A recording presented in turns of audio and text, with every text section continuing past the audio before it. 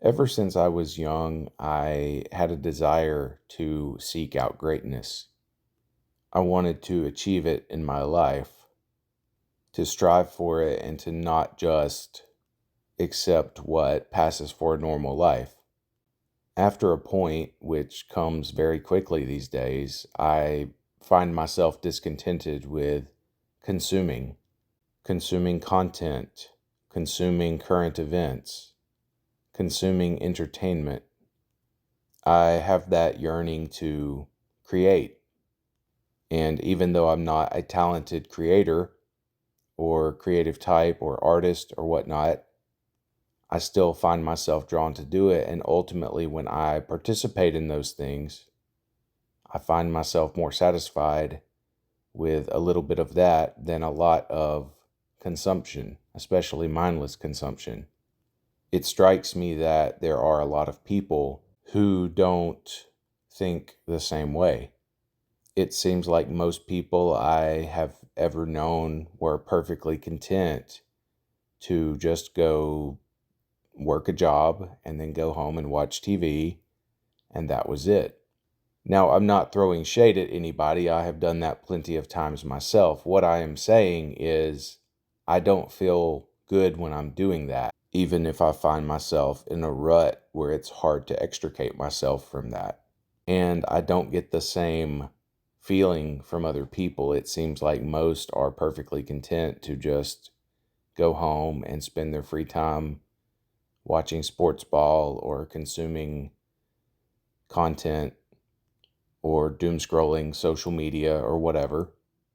And they don't, at the end of the day, have any problem with having done that. They don't feel like, oh, I could have used my time better. There was something I wish I would have done instead of that. Now, I don't ask people questions like that. Maybe I'm wrong. Maybe this is just a flaw in my perception. I'm completely open to that idea. It just doesn't strike me that way with most people. So, greatness. What does it really mean? And should it be pursued? The first passage that always comes to my mind when I think about greatness and pursuing goals and such is from the book of Ecclesiastes. And it states that a living dog is better than a dead lion. And part of what that suggests to me is that greatness is not necessarily a single solitary achievement or type of achievement or type of life or type of accomplishment, but that it can vary from person to person. Most men are not lions. Most men are dogs or something else, so to speak. And I think this simple passage, this simple concept really points us in a very different direction than what we get from present day media, social media, the internet, and the culture that's built up around it all.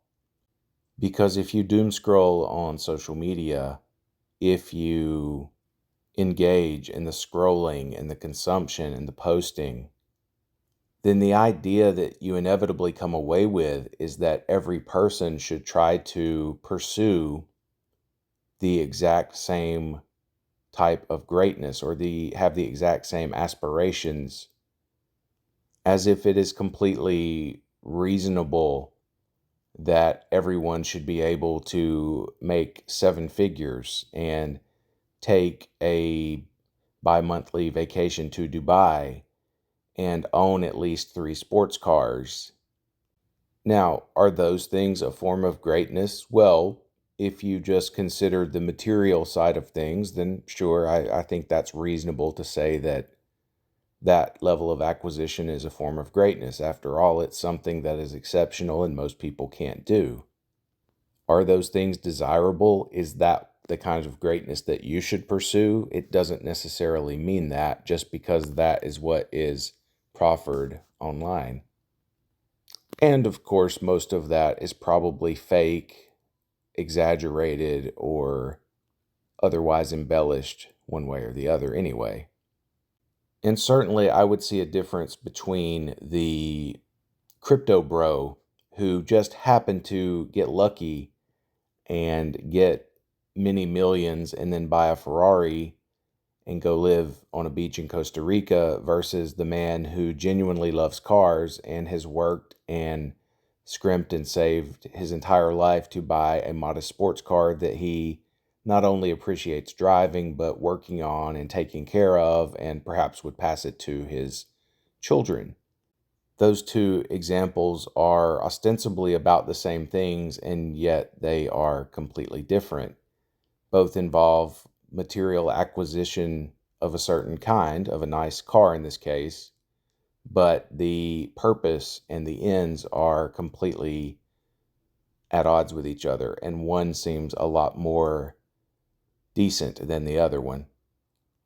And so, whether or not these braggadocious people on social media are actually lions or are dogs pretending to be lions, the question is, what are you and what should you strive for? Now, I think early on in life, it is a good idea for someone to figure out whether or not they are a lion or whatever else you want to put in the metaphor. So, contrary to, say, this social media comparison culture, the idea should not be to assume that you're a lion and you need to go after lionish things, but to determine first what you are and what you should be striving for. We wouldn't hold a turtle to the idea that he needs to become king of the jungle someday. And we wouldn't expect a lion to win a race by being slow and steady. And likewise, we should have appropriate expectations for human beings. This doesn't mean that even for the proverbial dogs, that there shouldn't be a desire for greatness, but that the desire for greatness should be in line with your natural abilities and talents and inclinations. Because if they are not, it strikes me that that would result in a life where one is just banging one's head against the wall and not accomplishing very much. Now, all of that said, I think there are some general indicators whether one is on the right track or the wrong track. If your life has become a dull, boring routine in which you never push things forward, then you probably are not attaining any kind of greatness, even if you are the lowliest dog. If your life is on autopilot and you are missing out on even just living day-to-day life, then it's probably the same. I think those indicators preclude any kind of pursuit of greatness. So if you are uncertain of your potential, then how could you set yourself up to start seeking greatness or to assess your life and your potential? And so here are some things I would suggest to begin with. Start with the little things, of course. Assess how you use your time, even your free time, and see if there's anything that you would like to do. Really have a good, long, hard conversation with yourself about things you would like to do. It might be a childhood dream that went unfulfilled. It might be some future you want to build. It could be a lot of things potentially, but have that honest introspection with yourself and see if there's any way that you could free up time every day, every week, every month, whatever, to put towards pursuing that thing. I wouldn't suggest doing something radical like quitting your job or giving up all of your responsibilities, because those things are part of life too. I also wouldn't say in some cases that those things would not be appropriate. For most people, starting with time and habits is the first logical thing to look at, because we all have the same amount of time, and our days, our time, are filled with our routines and our habits. And in this time we're living in, one of the best ways to start seeing how much time you can free up to put towards greater pursuits is to get away from online life. Online life, what a contradiction. And to get away from the distortion that you get from the internet, from social media, from parasocial interactions.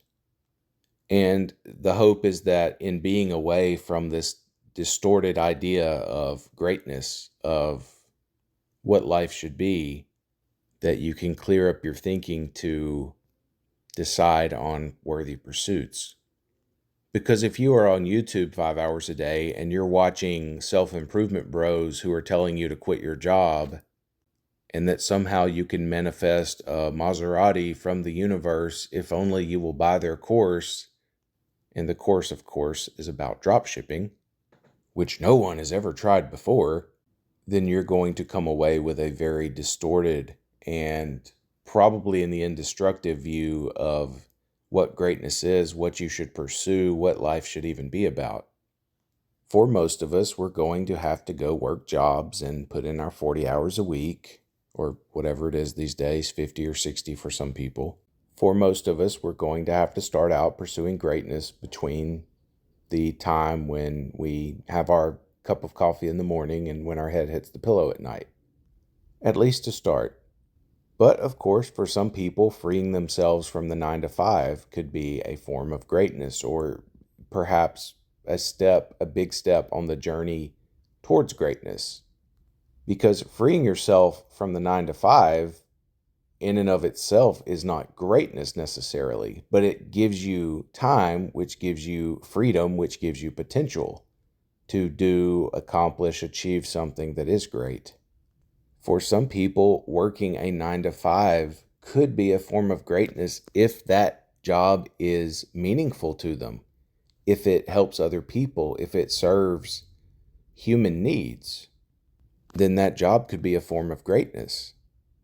It doesn't have to involve getting rich or attaining a high status or anything like that necessarily.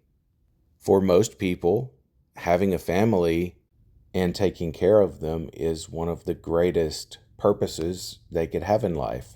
And so whatever it is, some form of greatness, given your parameters, given your limitations, is still going to be possible. A paraplegic is probably not going to live as independently as a person who isn't. And they may not be able to hold a job either. Yet the paraplegic will still have some form of greatness that he or she can attain. And that's my point. We all heard growing up that you need to do your best. And inherent in that saying, do your best, is the understanding that your best may not be that great compared to the best examples in the world, but that you need to do it anyway. Despite the distorted online dystopia we find ourselves in, greatness is not really about the flash and the ostentatiousness and the braggadociousness that you so often get on social media. Even if some of that stuff is the result, the real process of greatness came in what you didn't see, what wasn't attractive, what wasn't appealing, what wasn't fun and interesting. It's not that someone attained a bodybuilder's physique by sitting down on the sofa and guzzling down Cheetos while going on 6-hour YouTube binges. To the contrary, they spent countless hours in the gym and meal planning and prepping and watching their habits in all kinds of ways to get there. And for them, that is their greatness. If they had gotten mired in the deceptive online world, then they would have never achieved their greatness. And so separating from it is crucial. And this is why sometimes on YouTube you will see those videos saying things like, oh, you need to disappear for 6 months and come back a legend, or stuff like that. And so if you do have this inclination to ponder about greatness, to seek out what your potential really is and what form your greatness could take, you have but this moment to begin that path. You start with this moment, you get off the sofa, you go take a walk, you clean your apartment, you detach from the screens for a while, you give yourself a chance to reset, you give your mind a chance to refresh and reset. And start something that will take hours to complete, that will require dedicated attention in order to complete in the first place. Get started on that. Perhaps it is a painting, a sculpture, writing a piece of music, writing a novel or a short story, planting a garden. There are plenty of ideas. And once you get started on that project, the first thing you'll notice is that your brain immediately wants to go back to the easy stuff. It wants to go back to consuming content. It wants to disengage at first. But after about 15 or 20 minutes, your brain will reset and it will switch over to the project you're working on. And it will basically say, oh, yeah, okay, we're doing this now. And once you get there, you will want to keep going for quite a while. And if you really want to put your life and your problems in perspective, do something good for somebody else. Help somebody else out with something if you can. Whatever the extents of your potential and your greatness are, they're going to have to start with the small things.